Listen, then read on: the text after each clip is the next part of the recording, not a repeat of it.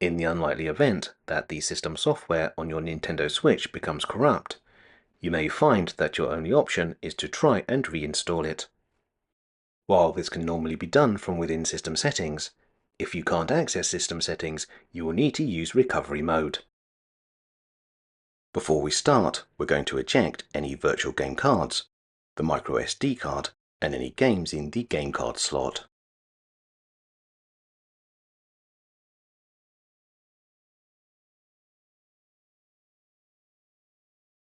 In order to place our console into recovery mode, we first need to power down our Switch. To do this, we simply need to press the power button until we see the power options menu, and then choose power options, where we will find the power off setting. If your Switch is frozen or not correctly responding to commands, you can power down your console by pressing and holding down the power button for 20 seconds or until you see the screen switch off.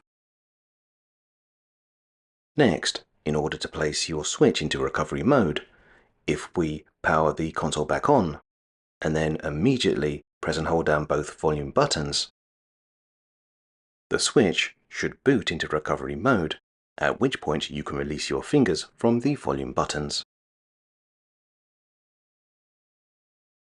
Within recovery mode, we have the ability to update to the latest system software, but this option won't allow us to do an over-the-top reinstall.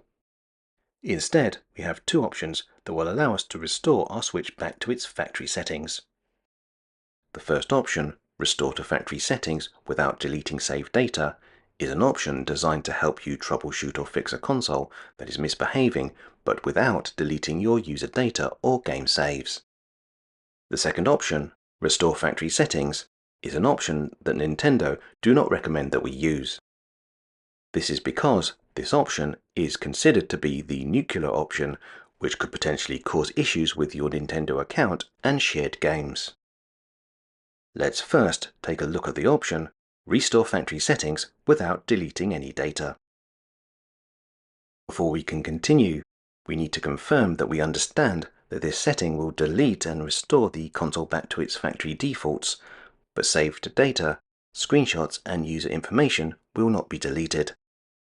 It's also worth noting that any software that has been saved to the SD card will become unusable, but any deleted software or DLC can be used again if re-downloaded. When we click Next, we are prompted to confirm that we wish to continue. After selecting Restore Factory Settings without deleting saved data, the reset process will begin. While performing a reset, you should not touch the power button, as this could corrupt the reinstallation of the system software.